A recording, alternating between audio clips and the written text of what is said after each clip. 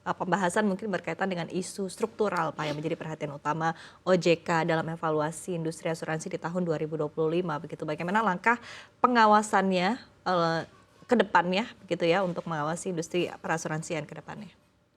Mungkin dari segi tata kelola, beberapa hal yang kita tekankan adalah mengenai kompetensi daripada pengurus perusahaan asuransi, termasuk juga para profesional yang menjalankan perusahaan asuransi.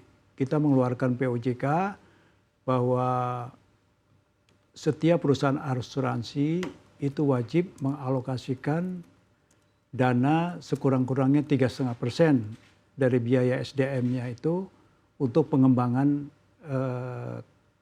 kompetensi dari para profesional di asuransi. Kemudian juga kita enforcement terhadap keberadaan daripada aktuaris perusahaan atau appointed actuary itu wajib harus dimiliki oleh setiap perusahaan asuransi. Kemudian penguatan mengenai komite produk di setiap perusahaan asuransi dan komite investasi. Ya. Nah, penguatan tata kelola terkait dengan agen asuransi dan juga pialang atau broker yang mulai tahun lalu itu harus terdaftar di OJK, dan OJK punya kewenangan untuk melakukan pembatalan pendaftaran agen dan pialang yang ada di OJK. Ini adalah perbaikan untuk tata kelola di perusahaan asuransi. Termasuk di dalam juga data polis ya, database polis.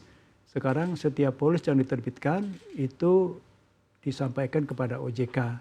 Jadi kita bisa mengetahui bagaimana polis-polis yang beredar memungkinkan untuk mendeteksi kalau ada polis yang tidak terdaftar tapi dijual. Ini untuk seluruh polis ya? Seluruh polis ya, untuk perusahaan asuransi ya. Nah, untuk risk management yang paling signifikan adalah OJK telah memberlakukan PSAK 117 mengenai kontrak asuransi dan juga berbarengan itu dengan PSAK 109 mengenai instrumen keuangan. Itu berlaku 1 Januari 2025 dan masing-masing perusahaan asuransi sudah melaporkan laporan publikasi bulanan kepada OJK ya, sehingga kita bisa monitor dampaknya seperti apa. Kemudian juga ekosistem yang kita lakukan pada produk PAID, ya kita review produknya, kemudian asuransi kesehatan dan asuransi kredit ya. Ini kita perbaiki, kita review produknya dan kita buat aturan perbaikan ya untuk masing-masing produk ya. Kemudian juga kita mengatur mengenai pengelolaan produk yang bergaransi serta penguatan untuk asset liability management untuk perusahaan asuransi. Ini kita akan atur lebih lanjut kewajiban perusahaan asuransi untuk memperhatikan aspek aset dan liability-nya. Ya kita tahu di belakangan ini banyak perusahaan asuransi yang bermasalah itu bermuara pada aspek investasi. Jadi OJK pengawas asuransi sekarang juga concern terhadap investasi daripada perusahaan asuransi. Kita punya tool ya, namanya itu Prime atau portal informasi dan monitoring efek. Jadi kita tahu perusahaan asuransi itu investasinya kemana, di pasar reguler atau negosiasi, kemudian dia termasuk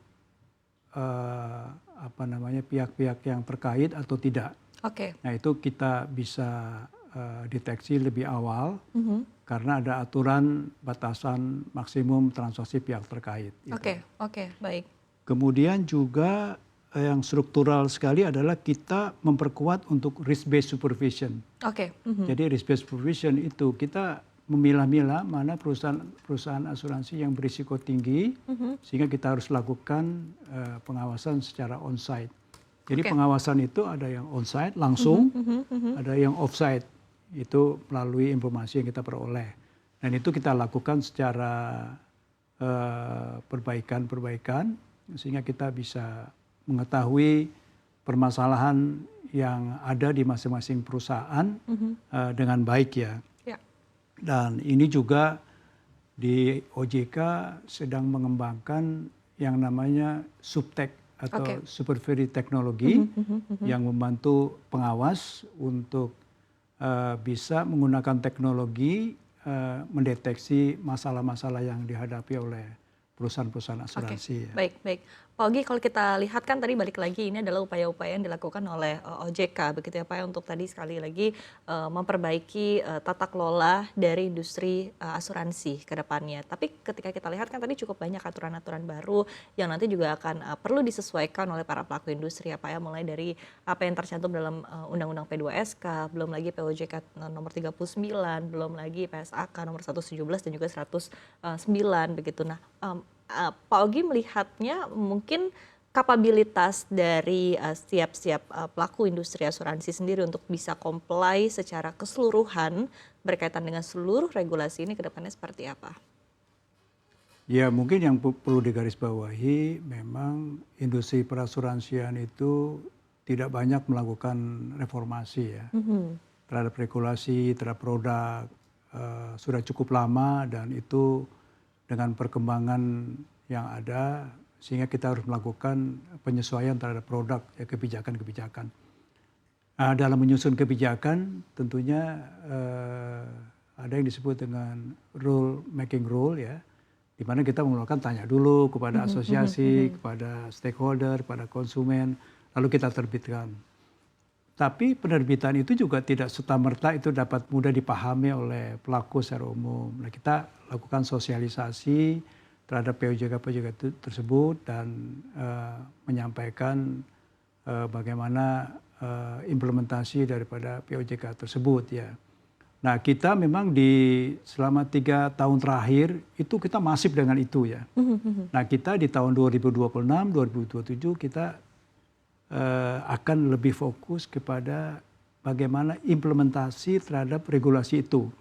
Jadi kita lakukan sosialisasi, kemudian kita kunjungan kepada stakeholder, mendengarkan permasalahan-permasalahan yang dilaporkan dan sebagainya, kita mencari solusi.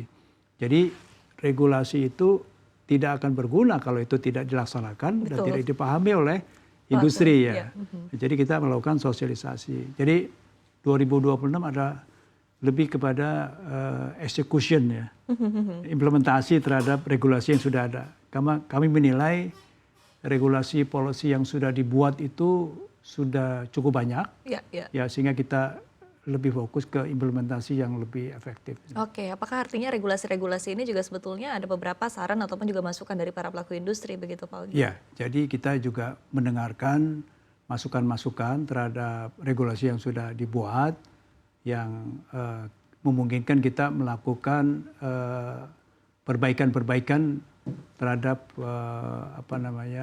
regulasi itu sendiri sehingga memberikan dampak yang signifikan ya kepada industri perasuransian.